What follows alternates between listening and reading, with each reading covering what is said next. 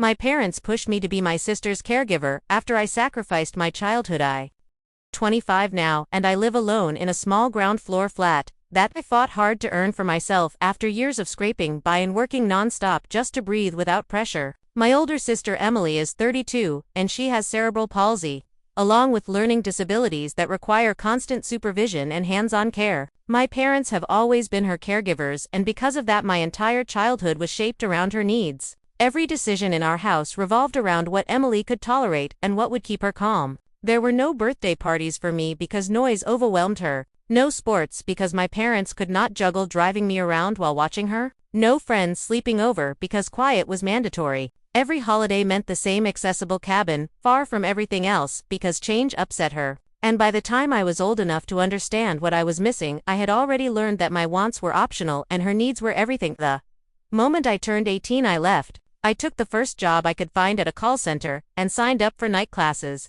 I worked 60-hour weeks while studying graphic design and slept whenever my body forced me to. I watched other people my age explore colleges and friendships while I focused on survival. Eventually that grind paid off and I landed a remote design job that finally paid enough to let me choose a place to live instead of just accepting whatever I could afford. The flat I found felt like freedom. It was close to shops, had a small garden, wide windows, and silence that belonged only to me. My parents barely visited in the 3 years I lived there. They called only when they needed something, usually asking me to watch Emily while they ran errands or went to appointments. I always agreed even though those hours were filled with screaming and thrown objects.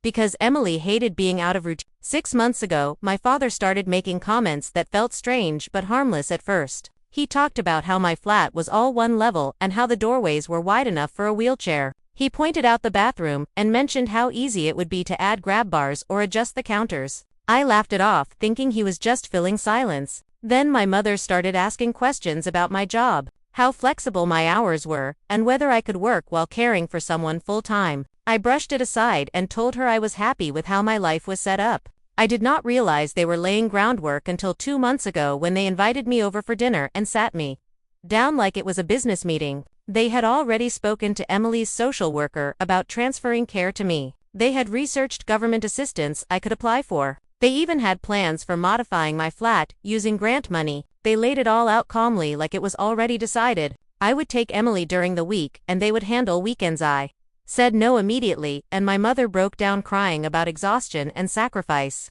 She said they had given up everything for Emily, and now it was my turn to help. My father called me selfish and accused me of wasting space by living alone in a flat that could house my sister. I reminded them that my entire childhood had already been spent giving things up for Emily. No classes, no sleepovers, no normal milestones. They dismissed that by saying I was a child then and did not understand sacrifice. Now I was an adult and it was time to step up. I left that night shaking and did not speak to them for 2 weeks. That silence was followed by a campaign that spread through the family. Relatives called accusing me of abandoning my disabled sister. My grandmother said she was disappointed. Cousins posted about ableism and family duty online in ways that made it clear who they meant. Then my parents escalated and started showing up at my flat without warning. The first time they left Emily at my door, claiming an emergency, and vanished for hours. The second time I called Adult Protective Services and reported abandonment. That call forced them to come back and face a social worker.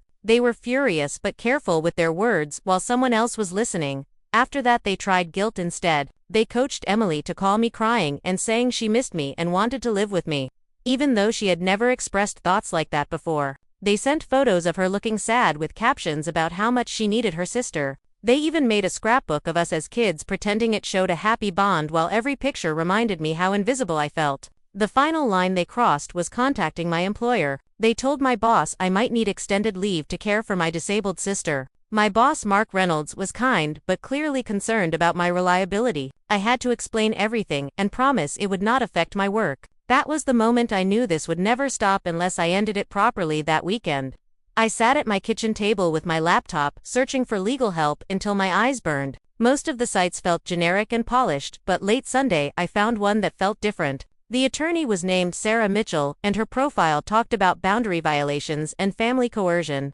She specifically mentioned adult children being pressured into caregiving roles they never agreed to. It felt like she was describing my life. I filled out her contact form and booked the first available slot, which was Monday morning. When the video call started, she listened for 2 minutes before stopping me and telling me plainly that what my parents were doing was not just pushy or emotional, it was abuse. Hearing that word knocked the air out of me. She explained how their actions had legal consequences, and when I showed her the email from my boss, she leaned forward and said that counted as workplace interference. We went through texts, photos, social media posts, and the abandonment incident. She told me documentation was everything, and by the end of the call, I felt something I had not felt in years. Believed that the very next evening my parents showed up again. I saw my father's car outside and my mother pounding on the door while Emily sat inside the vehicle. My heart raced, but I did not open it. They shouted about emergencies and responsibility and selfishness. I called the non-emergency police line and waited while they yelled for another 10 minutes before driving off when they heard sirens. The officer who came took my statement and gave me a report number. I sent it to Sarah and she told me this was exactly what we needed. The following day my father left a voicemail from a borrowed phone threatening to cut me out of their will if I did not comply. Sarah called me within the hour and said this was financial manipulation and strengthened the case. I felt sick hearing his voice sound so cold, but also relieved that it mattered legally. By Thursday my parents had contacted my workplace again and Mark asked for a private call. I showed him the police report and Sarah's information and promised this would not affect my work. He believed me, but I could see the concern in his face. That night my Aunt Linda Parker called to confront me, but when I calmly explained everything, including the reports and harassment, she went quiet and said she needed time to think. That small pause felt like the first crack in the wall. The following Monday, I went to Sarah's office and signed off on a cease and desist letter that listed every incident and demanded my parents stop contacting me, my employer, and my home. Writing that check hurt, but walking out of that building, I felt both terrified and powerful, because for the first time I was choosing myself and drawing a line they could not ignore.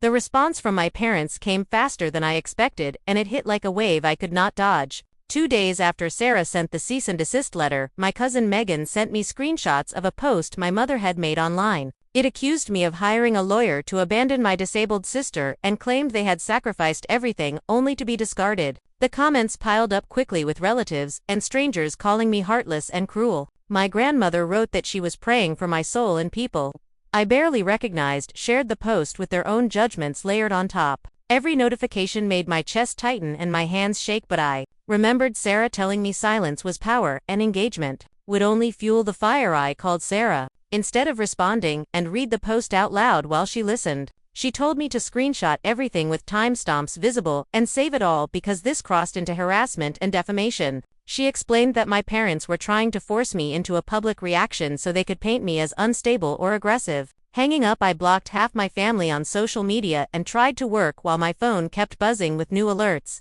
The noise of it all followed me, even after I turned the phone face down. My mind replayed childhood moments where staying quiet had been the safest option, and now, silence felt like the hardest thing I had ever chosen. The next morning, I received a call from a government number and learned it was Daniel Harper, a social worker following up on the abandonment reports I had made. He asked if I had time to answer detailed questions, and his calm professional tone made me feel grounded enough to say yes. He asked about my childhood and how much caregiving I had done for Emily growing up.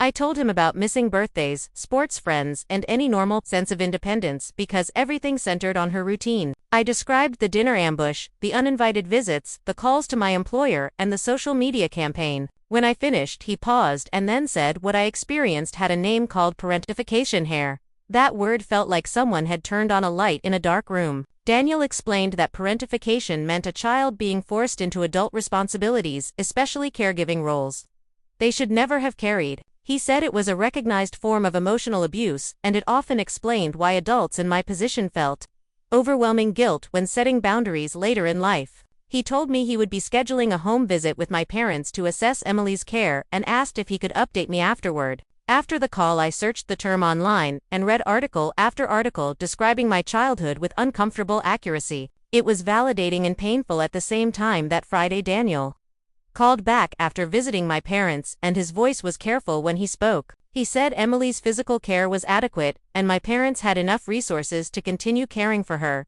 Then he told me something that made my hands curl into fists. During the visit, my parents had told Emily that I no longer loved her and had moved away because I did not want to be her sister anymore. Daniel said Emily appeared confused and sad when he asked about me and that using her emotions to manipulate me was harmful and inappropriate. He said he was documenting this and recommending counseling for my parents around boundaries. When the call ended, I sat frozen with anger because they were not just targeting me anymore, they were hurting Emily to punish. May messaged Sarah immediately, and she replied that this added another layer of evidence showing manipulation and emotional harm. She asked if I was ready to move forward with a restraining order, and I typed yes without hesitation. That weekend, I turned my dining table into a command center and began documenting everything with obsessive care. Every post, message, voicemail, and visit was logged with dates and times. I saved the police report numbers, the voicemail about cutting me out of the will, and screenshots of strangers attacking me online. By Sunday night, the document was massive, and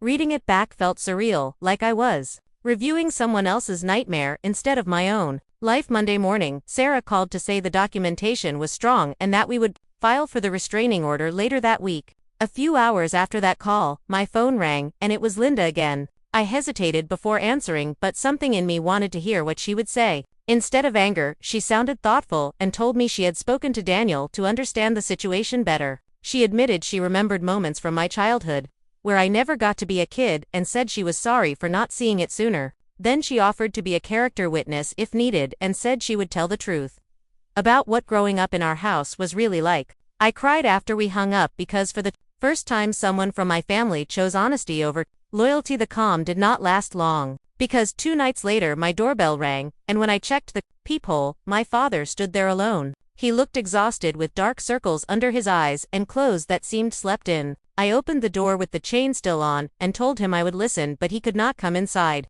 He spoke about my mother being stressed and said they did not need me to take over completely, just to help a little. For a moment I felt that familiar pull to fix things, but when I suggested professional respite services, his expression hardened and he accused me of throwing Emily away. He said they had raised me better than to abandon family, and I told him quietly that I had already given up my childhood, and I was not doing it again. Then I closed the door. While he was still talking, a few days later, I started therapy with a woman named Karen Lewis, whose office was in an old house converted into a practice. She listened while I talked about the constant anxiety, the guilt, and the fear that my phone would ring with another accusation. When I described my childhood, she said something that stuck with me deeply. She said my guilt was not rational because I was a child who had no choice in any of it, and that my parents were now repeating the same pattern by trying to sacrifice one daughter's well-being for another. She explained that the fact I felt guilty for protecting myself showed how deeply I had been conditioned to put Emily first. Leaving that session, I felt lighter and terrified of what healing might uncover. A week, Daniel called with news that changed everything. He said during his assessment he asked Emily directly what she wanted for her future, and not what my parents wanted for her. To his surprise, she said she was interested in living in a group home with people her own age. She had seen shows about independent living and wanted to try something new. Daniel said my parents had never asked her that question and had assumed she could not handle change. I felt relief that Emily had her own wishes, and anger that my parents had ignored them while trying to hand her care to me without consent. By Wednesday, my parents had discovered Emily's conversation with Daniel, and their reaction exploded online. My mother posted accusations, saying I manipulated a social worker and poisoned Emily against them. She included my full name and the name of my design company. Messages from strangers poured in calling me evil and saying I deserved bad things. My anxiety spiked so badly I could barely focus on work and kept checking my phone every few minutes. Sarah told me to document everything and assured me this only strengthened our case. But knowing that did little to calm the fear of being publicly targeted. The situation escalated again when a security guard from my company's main office called to say to people claiming to be my parents were demanding to see me. They had found the office address online even though I worked remotely. I told him not to let them in and contacted the building manager to explain I was filing a restraining order due to harassment. The embarrassment burned through me because my family drama was spilling into professional spaces, but the staff handled it firmly, and my parents eventually left. That night, I barely slept knowing they were willing to cross any boundary to regain control.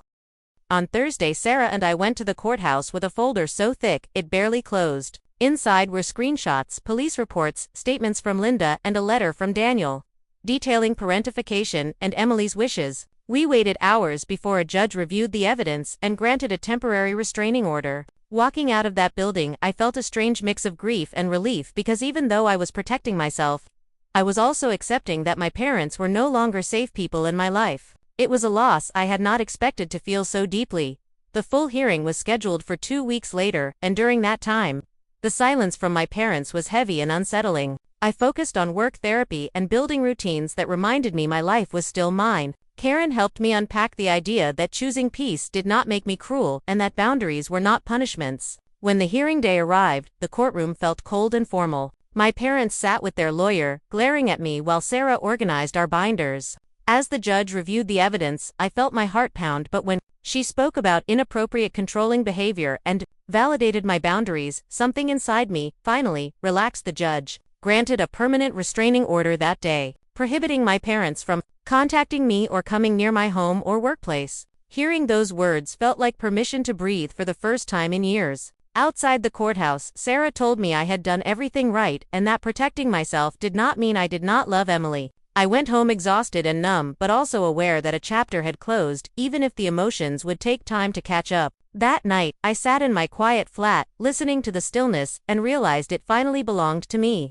The days after the permanent restraining order felt unreal, like I was moving through my own life at a distance. The silence from my parents was loud and unfamiliar, and my body stayed tense, as if waiting for the next blow even though legally they were no longer allowed to come near me. I kept checking my phone, expecting another message or accusation, and every time there was nothing, my chest loosened just a little. Karen said this was normal and that my nervous system had been trained for chaos for decades and needed time to learn safety. Hearing that made me feel less broken and more human. Daniel called the following week with an update about Emily, and his voice sounded lighter than before. He said he was working with a placement specialist to explore group homes that focused on independence and community rather than isolation. He explained that Emily had visited a few places and showed interest in one with younger residents and daily activities. Hearing that stirred complicated emotions because I felt relief that she might finally have a life outside our parents' house, and sadness that it had taken so long for anyone to ask her what she wanted. Daniel said she was nervous, but excited, and that transition planning was underway. I continued therapy weekly, and each session peeled back another layer of my childhood that I had accepted as normal. Karen helped me see how often I minimized my own experiences to protect others' feelings and how deeply that pattern ran. We talked about how guilt can exist even when you are doing the right thing and how feelings do not always reflect truth.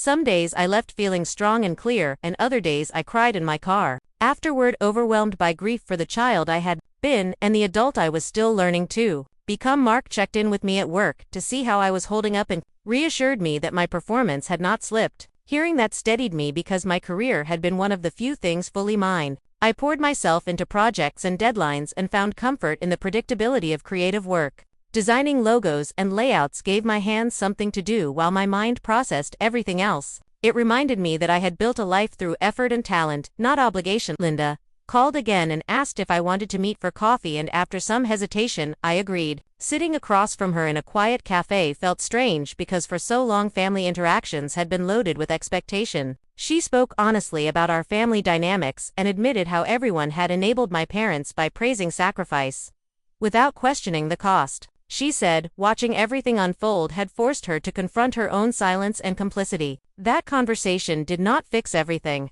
but it planted a seed of connection that felt grounded in truth rather than pressure. As the weeks passed, Daniel kept me informed about Emily's progress, and one afternoon he called to say she had officially chosen the group home she liked best. He described it as a place with art classes, shared meals, and staff trained to support autonomy. He said Emily talked excitedly about having a roommate and choosing her own schedule. I sat at my kitchen table listening with tears sliding down my face because for the first time, her future sounded like possibility instead of limitation. It also made me angry that my parents had framed her as incapable when she clearly was not. The move date was set for just after the holidays, and I spent that season quietly in my flat decorating my small living room and enjoying traditions I had never really had before. I baked cookies just for myself and watched movies without worrying about noise levels. There was sadness woven through the piece, but it felt clean and honest rather than suffocating. Karen encouraged me to notice these moments without guilt and to let myself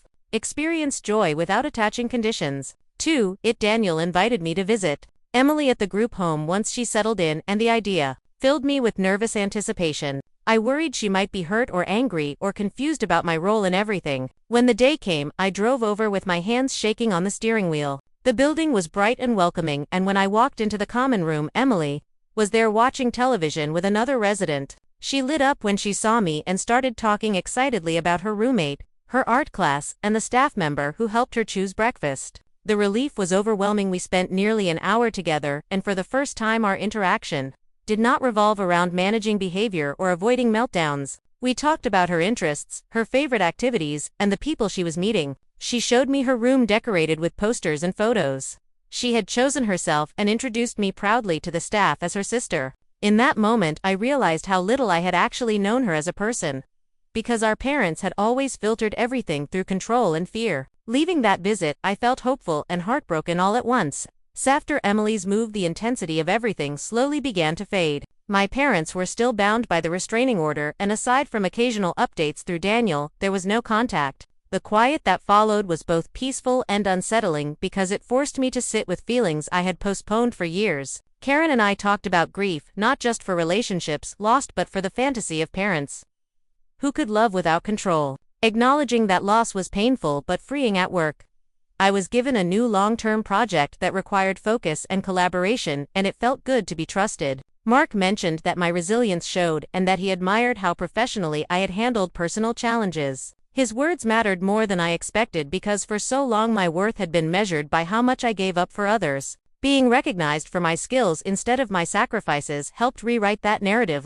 Linda continued to check in occasionally, and our conversations stayed respectful and honest. She never tried to push reconciliation or minimize what had happened, and that consistency helped rebuild trust slowly. She shared stories about my mother's upbringing and how patterns of martyrdom and control had been passed down through generations. Understanding that history did not excuse the harm but it gave context and reinforced my decision to break the cycle. There were still days when guilt crept in unexpectedly, triggered by small things like seeing families together at the store or hearing a song from childhood. On those days I questioned whether there had been another path that did not end with legal action and separation. Karen always guided me back to the facts, reminding me that boundaries had been met with escalation and that protecting myself was not cruelty. Over time, those reminders began to sink deeper and the guilt lost some of its power. Daniel called again near the end of winter to say Emily was thriving in the group home and had started talking about future goals like learning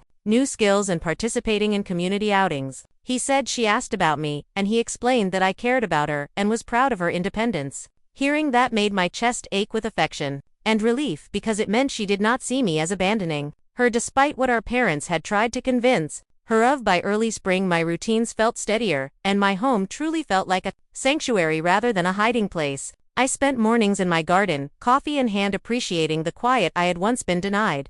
I still attended therapy and knew healing was not linear, but the constant fear had lifted, and in its place was a growing sense of self-trust. I was learning that my needs mattered and that choosing peace did not make me selfish, it made me whole. Looking back on everything, I could finally see the arc of the story more clearly. My parents had tried to force a continuation of a role I never chose, and when I refused, they escalated through guilt, public shaming, and intimidation. Standing firm required support, documentation, and courage I did not know I had. But the outcome was not just distance from harm, it was growth, clarity, and the chance for both Emily and me to live fuller lives. That realization settled quietly inside me like a truth I could finally rest on.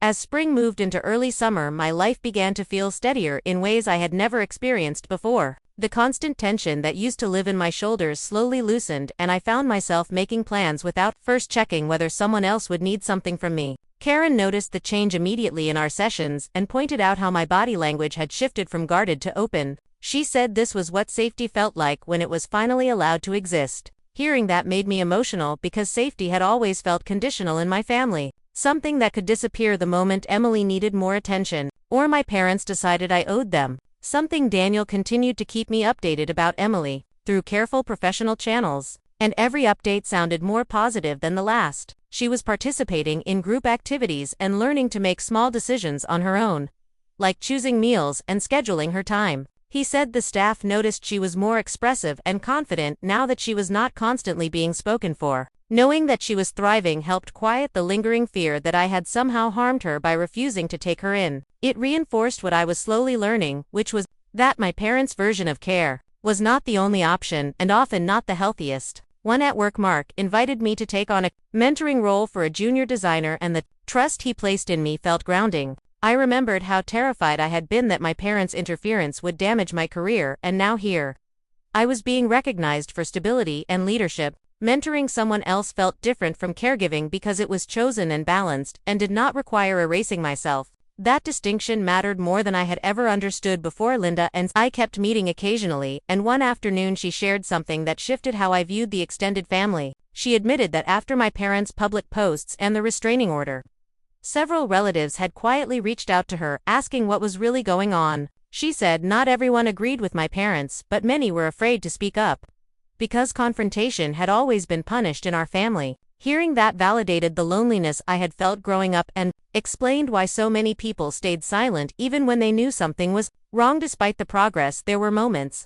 when the past resurfaced unexpectedly. Once while grocery shopping, I overheard a mother snapping at her child for being inconvenient, and my chest tightened with a familiar mix of guilt and responsibility. Karen helped me unpack those reactions and reminded me that my nervous system was still learning that I was no longer responsible for managing everyone around me. She encouraged grounding exercises and self-compassion instead of self-judgment. Slowly, those reactions became easier to notice and release. One afternoon, Daniel called with news that caught me off guard. He said my parents had been referred to counseling, focused on boundaries and family dynamics as part of his recommendations. He was careful not to share details but mentioned that they were struggling with the loss of control and identity now that Emily was no longer fully dependent on them. Hearing that stirred a complicated sadness in me, because while their pain did not excuse their behavior, it reminded me they were human and trapped in patterns they did not know how to escape. Karen later helped me hold that empathy without letting it soften my boundaries. As months passed, the restraining order remained in place without incident, and the absence of chaos allowed space for reflection. I began to notice how much of my identity had been shaped by reacting to others rather than choosing for myself. I experimented with hobbies I had never tried before, like gardening and taking weekend art classes just for fun. These small acts of choice felt radical and healing because they were done without explanation or and I settled into a new rhythm of seeing each other regularly at the group home or occasionally out for supervised outings. Our conversations grew more relaxed and genuine, and she began asking about my work and interests instead of only responding to prompts. One day, she told me she liked that we could just talk now without anyone rushing her or correcting her words. That comment stayed with me because it captured exactly what had been missing before: space and respect. Karen pointed out that my relationship with Emily was transforming from one built on obligation to one built on choice and mutual interest. She said this was a healthier foundation for both of us, and that it allowed Emily to develop autonomy while allowing me to be a sister instead of a caretaker. Hearing that reframed so much of my internal conflict and helped me release the last pieces of misplaced responsibility. There were moments when news about my parents filtered through Linda or Daniel that stirred complicated emotions. Sometimes anger, sometimes sadness, sometimes relief that distance still existed. Karen reminded me that healing did not require reconciliation, and that peace was not dependent on their understanding or approval. Accepting that truth was difficult but freeing because it placed my well-being back in my own hands. At work, my confidence continued to grow, and I even began considering applying for a senior position later in the year, something I never would have imagined when my life was dominated by family crisis. Mark encouraged me and said my growth over the past year had been remarkable. His support reinforced the idea that my life could expand rather than shrink when I set boundaries. Linda shared that some relatives had started questioning my parents' narrative and distancing themselves from the online drama. While it did not erase the hurt of being publicly shamed, it did soften the feeling of being universally condemned. I learned that truth has a way of surfacing slowly, even when lies are shouted loudly at first. Summer progressed. Karen and I shifted our therapy focus from crisis management to long-term healing and identity building. We talked about what kind of life I wanted beyond simply being free from harm. Those conversations were challenging because they required imagining a future not defined by reaction or survival, but they were also exciting because they opened possibilities I had never allowed myself to consider. One session, Karen asked me what I would tell my younger self if I could speak to her now, and the question brought tears immediately. I told her I would say that none of this was her fault, and that she deserved joy and attention without earning it through sacrifice. Saying those words out loud felt like reclaiming something precious that had been taken quietly over Years. Daniel later shared that Emily had started participating in planning meetings about her future goals and seemed proud to have her opinions taken seriously. He said she talked about wanting to learn new skills and maybe even work part-time in a supported environment someday. Hearing that filled me with pride and reinforced that independence had unlocked parts of her that control never could. By late summer, my flat felt less like a refuge from chaos and more like a home rooted in intention and calm. I invited friends over without fear and hosted small gatherings that filled the space with laughter I once believed was forbidden. Each moment of normalcy felt like quiet defiance against the narrative that my needs were always secondary. Look at my life then, I could see how far I had come from the fear-filled nights of documenting harassment and waiting for knocks on my door. The journey had been exhausting and painful, but it had also revealed resilience I did not know I possessed. I was no longer defined by what I gave up, but by what I chose to build and protect. And that realization carried me forward with a steadiness I had earned through hard-fought growth. By early autumn, the changes in my life felt less like recovery and more like a new normal that I was actively shaping. The quiet no longer startled me, and the absence of constant demands felt natural instead of suspicious. Karen said this stage was about integration, where the lessons of everything I survived became part of how I lived rather than something I had to consciously remind myself of every day. I noticed it in small ways, like leaving my phone in another room without anxiety or making plans weeks ahead without fear of interruption. Emily continued to thrive in the group home, and each visit reinforced how right the transition had been for her. She talked about her friends, her routines, and the pride she felt making choices independently. One afternoon, she told me she liked deciding things for herself, and laughed when she said it felt grown up. That laugh stayed with me long after I drove home because it carried a lightness I had never heard from her before. It made me realize that separating from my parents' control had benefited both of us in ways I could not have imagined at the beginning. Daniel shared that Emily had officially started a supported vocational program a few mornings a week and was excited about earning her own spending money. He said the staff noticed how much more confident she had become since moving and how her anxiety levels had dropped. Hearing that confirmed something important inside me, which was that love did not have to mean proximity or sacrifice to the point of self-destruction. Sometimes love meant stepping back, so growth could happen at work. I applied for the senior designer position, and after a series of interviews, Mark called to tell me I got it. I sat at my desk, staring at the screen with tears welling up because, for so long, my future had felt fragile and contingent on other people's needs. Earning that promotion felt like proof that my life could move forward on its own momentum. I celebrated quietly that night, cooking a meal I loved and sitting in my garden under the fading light, feeling proud without guilt. Linda and I met again near the holidays, and she told me more relatives had begun questioning my parents' version of events. Now that time had passed and emotions had cooled. She said some people were realizing how extreme the behavior had been and how unfairly I was treated. While that acknowledgement did not undo the hurt, it offered a sense of balance and truth that mattered to me. It reminded me that my reality did not depend on universal approval. Corin and I talked about forgiveness in one session, and she made it clear that forgiveness was not a requirement for healing. She said sometimes acceptance was enough, and that letting go of the hope that my parents would change could be more freeing than clinging to anger or expectation. That idea resonated deeply because it allowed me to stop waiting for an apology that might never come and focus instead on building a life aligned with my values. Restraining order remained in effect, and my parents stayed away, which allowed space for reflection without pressure. I thought about them occasionally with a mix of sadness and distance, like remembering a storm after it had passed. I understood more about their limitations and the generational patterns that shaped them, but I no longer felt responsible for fixing or absorbing those patterns. That boundary felt firm and compassionate at the same time. Emily and I began planning small traditions together, like having lunch once a month or attending local events with staff support. These moments felt intentional and joyful because they were chosen freely rather than imposed. Our relationship felt more equal now, and rooted in genuine connection instead of obligation. Seeing her confidence grow helped heal parts of me that had always worried I was abandoning her by choosing myself. As the year drew to a close, I reflected on how drastically my sense of identity had shifted. For most of my life, I had defined myself by endurance and adaptability, by how much I could carry without complaint. Now I was learning to define myself by curiosity, creativity, and choice. That shift felt subtle but profound, like turning toward light after years of facing shadows. Karen suggested writing a letter to my younger self as an exercise, and when I did, it brought unexpected tears and relief. I wrote about how none of what happened was her fault and how she deserved care simply for existing. I wrote about the future she could not imagine and the peace she would eventually claim.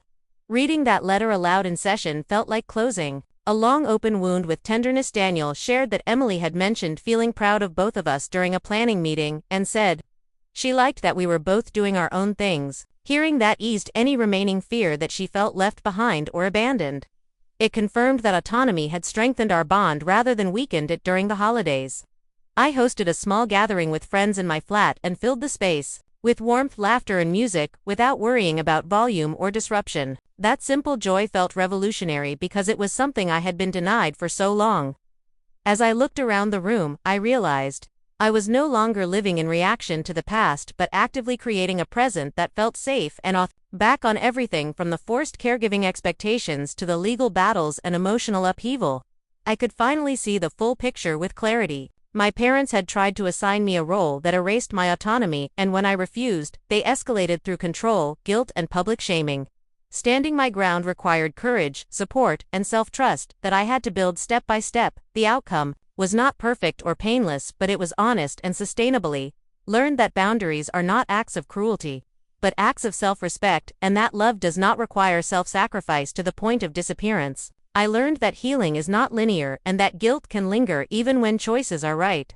Most importantly, I learned that I am allowed to build a life that honors my needs and values without apology. Now when I sit in my garden in the quiet mornings, I feel grounded in a way I never did before. My life is not free of sadness or complexity, but it is free of fear and coercion.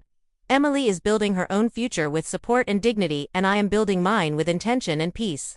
The story that once felt like it would swallow me whole has become a chapter I survived and learned from rather than a sentence I am still surviving. I no longer see myself as the child who had to give everything up or the adult who had to fight to be heard. I see myself as someone who chose to break a cycle and create something healthier in its place. That choice was hard and costly, but it gave me a life that finally feels like my own. And that is something I will protect with the same determination it took to claim it.